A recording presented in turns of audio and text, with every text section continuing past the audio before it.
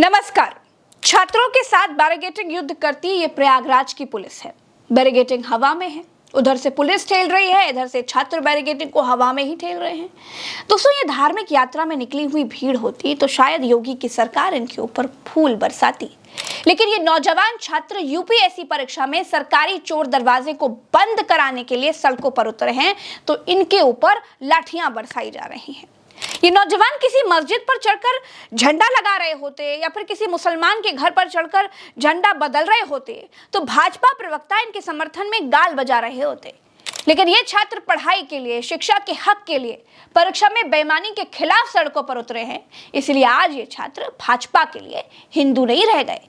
आज इन हिंदुओं का भविष्य खतरे में है, लेकिन कोई भाजपाई बोल नहीं रहा है। वीडियो में चल रहे इस बैरिकेडिंग उड़ान कंपटीशन में थोड़ी देर के संघर्ष के बाद छात्र विजयी हो गए और बैरिकेडिंग तोड़ दी।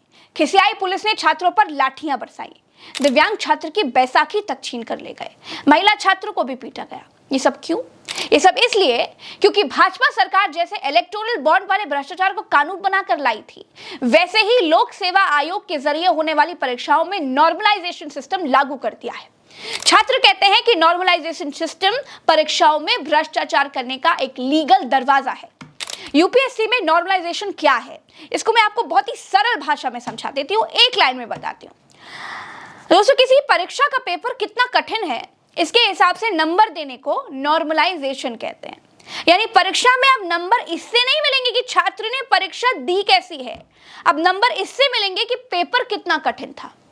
पेपर ज्यादा कठिन था और छात्र पेपर अच्छे से सॉल्व नहीं कर पाया तो उसे नॉर्मलाइजेशन नियम के मुताबिक तरस खाकर नंबर दे दिए जाएंगे कि अरे अरे पेपर कितना कठिन था भाई, बच्चा कैसे कर सकता था, चलो इसके नंबर बढ़ा दिया जाए। समझे? यानी जिन छात्रों का पेपर कठिन है उनको कठिन पेपर के हिसाब से ज्यादा नंबर दे दिए जाएंगे और सरल पेपर देने वाले छात्रों को परीक्षा में प्रदर्शन के हिसाब से नंबर मिलेंगे। किस छात्र का पेपर कठिन था, कठिन पेपर के एवज में कितने नंबर उसे बढ़ाकर दिए जाएंगे?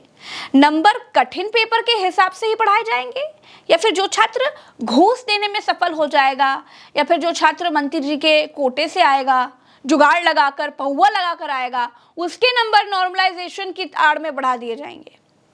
एक हिसाब से यूपीएससी परीक्षाओं में नॉर्मलाइजेशन भ्रष्टाचार का नया दरवाजा है। जैसे इलेक्टोरल बॉन्ड था, अगर कोई छात्र नेता का रिश्तेदार है, पढ़ने में बिल्कुल लीचड़ है, फिर भी नॉर्मलाइजेशन से उसके नंबर ये कहकर बढ़ाए जा सकते हैं कि लल्ला का पेपर बहुत कठिन था। इसे कहते हैं नियम बनाकर भ्रष्टाचार करवाने का दरवाजा खोलना, और इस सरकार की आदत में शुमार है चादर ओढ़कर घी पीना। मैं आपको बताता हूं, हम लोग 2013 से आंदोलनरत है। आपको पता है कि लोक सेवा आयोग की सीबीआई जांच हो रही है।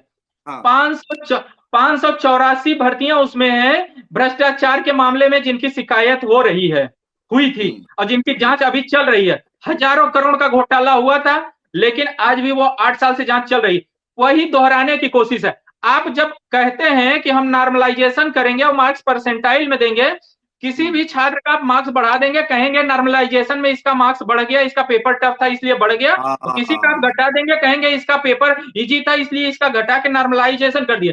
इसके रास्ते से अपने चहेतों का चयन होगा। दूसरी आपत्ति है, आयोग किस आधार पर करेगा? जो आयोग 150 क्वेश्चन सही नहीं बनाता, हर बार 10 क्वेश्चन, 12 क्वेश्चन, 15 क्वेश्चन आयोग गलत बनाता है। किसी शिफ्ट में 15 क्वेश्चन गलत बना दिया आपने, किसी शिफ्ट में 10 क्वेश्चन गलत बनाया, किसी में 5 क्वेश्चन गलत बनाया, फिर किस आधार पर समानता रह जाएगी? बात यहाँ इक्विलिटी की है। जैसा अभी माननीय सर्वोच्च न्यायालय के निर्णय में भी आया कि परीक्षा के नोटिफिकेशन के साथ परीक्षा प्रक्रिया शुरू होती है। इसके बीच में अगर आप किसी भी प्रकार का बदलाव करते हैं, इंटरवेन करते हैं, तो आर्टिकल 14 का वायलेशन होता है, जो कॉन्स्टिट्यूशनल राइट, फंडामेंटल राइट है। आप स्टूडेंट को क्या समझ रखे हैं? हम पिछले 4 दिनों से बैठे हुए हैं, रात दिन छात्र बिना खाए बैठे हैं। अभी आपको मैं बताता हूँ, परसों शाम को फोर्स मेरे पैतृक आवास पे भेज दिया गया, जहां मैं 15 सालों से नहीं रहता। मैं इलाहाबाद विश्वविद्यालय 2006 में आया, तब से वहां नहीं रहता। मेरे घर पे फोर्स भेज के धमकाया जा रहा था कि आपके बेटे को आंदोलन करेगा, जिंदगी बर्बाद कर देंगे, आप लोगों की जिंदगी बर्बाद कर देंगे। धमकी दी जा रही है। आप कल की मीडिया की खबरें उठा के देख लीजिए। मुझको लगातार फोन करके धमकी दी जा रही, फोन ट्रैप किए जा रहे हैं। क्या हम अपराधी हैं, आतंकी हैं? जिस तरीके से सुबह 6:30 बजे आंदोलनकारी बच्चों को उठाया गया, आंदोलन का नेतृत्व करने वाले बच्चों को उठाया गया, आप सबने देखा, पूरा प्रदेश देख रहा है, पूरा देश देख रहा है। घसीट के जिस तरीके से ले जाया गया, क्या वो मजारिया हिस्ट्री सीटर था? वो एक आंदोलनकारी, एक विद्यार्थी है। आप में मानवता है, उसके फंडामेंटल बेटियों के साथ बर्बरता की गई, सुबह बदतमीजी की गई है। इस मामले को हम लोग स्वीकार नहीं करेंगे। हम जल्दी पिटीशन मानवाधिकार आयोग और महिला आयोग में लेके जा रहे हैं, और आज शाम तक जिन छात्रों को सरकार द्वारा भेजे गए प्राइवेट गुंडों द्वारा उठाया गया है, अगर नहीं वापस आते धरना स्थल पे, तो माननीय उच्च न्यायालय में रीट पिटीशन लेके मैं जा रहा हूं। दोस्तों, सरकार कहती है कि नॉर्मलाइजेशन नाम का आविष्कार हमने इसलिए किया क्योंकि हर पेपर के लेवल में थोड़ा बहुत अंतर होता है। इसी अंतर को खत्म करने के लिए ये सिस्टम लागू किया जा रहा है।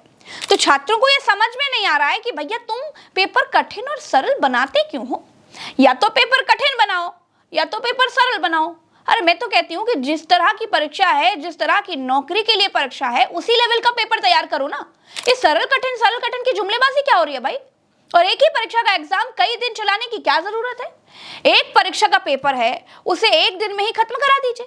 परीक्षा है, कोई भागवत कथा थोड़ी है जो रोज रोज तक चलेगी।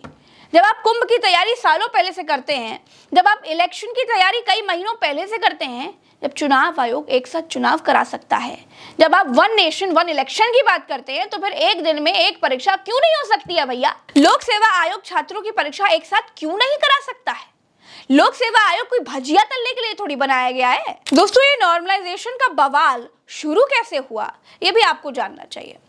दरअसल हुआ ये था कि अभी कुछ ही दिन पहले उत्तर प्रदेश लोक सेवा आयोग ने प्रतियोगी परीक्षाओं में नॉर्मलाइजेशन सिस्टम लागू करने को लेकर के एक नोटिस जारी किया था, जिसमें यह बताया गया था कि अगर कोई परीक्षा 2 या 2 से ज्यादा दिन तक चलती है तो उनका मूल्यांकन परसेंटाइल के आधार पर किया जाएगा। लेकिन अगर एक दिन की परीक्षा होगी तो उसमें नॉर्मलाइजेशन सिस्टम लागू नहीं होगा। यूपीएससी ने पीसीएस प्रीलिम्स परीक्षा 2024 और आरओ 2023 की भर्ती परीक्षाओं में नॉर्मलाइजेशन सिस्टम लागू कर दिया। अब छात्र इन परीक्षाओं को स्थगित करने की मांग कर रहे हैं और ये नॉर्मलाइजेशन वाला भ्रष्टाचारी दरवाजा बंद करने की मांग कर रहे हैं। और भाजपा सरकार छात्रों की आवाज दबा रही है, छात्रों का दमन कर रही है। प्रयागराज में लोक सेवा आयोग कार्यालय यानी यूपीपीएससी के सामने छात्रों का 4 दिन से प्रदर्शन चल रहा है।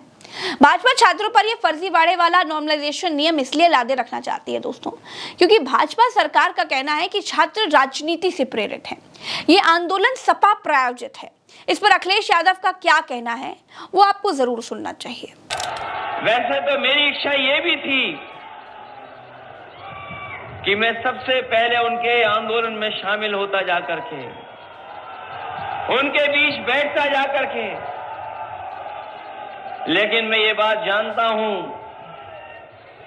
बहुत सारे लोग छात्रों का, नौजवानों का आंदोलन को ये भी कहते थे कि राजनीति से प्रेरित है, इसलिए उस आंदोलन में नहीं गया। लेकिन मैं इस मंच के माध्यम से उनको बधाई भी देना चाहता हूं और उनका समर्थन भी करना चाहता हूं कि उनकी मांग जायज है। और जिस समय उन्हें पता लगा कि कहीं ऐसा ना हो कि आंदोलन में मैं भी शामिल हो जाऊं जाकर के, उन्होंने खबर सुनते ही छात्रों को हटाना शुरू कर दिया। कई छात्रों को हटाने में कामयाब भी हो गए। जो हमारी बेटियां, बहनें बैठी थीं, उनको बिना महिला पुलिस के लोग उठाने लगे जाकर के, और जो नौजवान थे वो शादी वर्दी में पहुंच करके उठाने लगे। इस कायराना व्यवहार के लिए मैं सरकार की निंदा करता हूं। पुलिस छात्रों के साथ बदसलूकी कर रही है। करीब 10,000 छात्र प्रदर्शन कर रहे हैं। छात्रों ने लोक सेवा आयोग की बिल्डिंग को घेर रखा है। पुलिस ने बहुत सारे रास्ते सील कर रखे हैं। भाजपा सरकार बताती है कि हिंदू खतरे में है। भाजपा ही वन नेशन वन इलेक्शन की बात करती है, लेकिन एक दिन में एक परीक्षा नहीं करवा पा रहे हैं। भागवत कथा की तरह यूपी में परीक्षा चलती है। एक ही परीक्षा कई दिनों तक आखिर क्यों चलती है? क्या एक साथ परीक्षा नहीं हो सकती है भाई, लेकिन एक दिन में एक ही परीक्षा अगर हो जाएगी तो नकल माफिया बेरोजगार जो हो जाएंगे, पेपर लीक वाला सिंडिकेट खाली हो जाएगा। नॉर्मलाइजेशन नाम के चोर दरवाजे के खिलाफ हजारों छात्र सड़कों पर हैं। हिंदुओं को खतरे में बताने वाली सरकार को छात्रों का भविष्य खतरे में दिखाई नहीं देता। इतना सब होने के बाद, 4 दिन तक अकड़ दिखाने के बाद, छात्रों पर लाठियां बरसाने के बाद यूपीपीएससी ने एक शिफ्ट में परीक्षा कराने की छात्रों की बात अभी के लिए मान ली है। इस वीडियो में इतना ही। चलते हैं, फिर मिलेंगे एक नई वीडियो में। राम राम, दुआ सलाम, जय हिंद। चैनल को सब्सक्राइब जरूर कीजिएगा।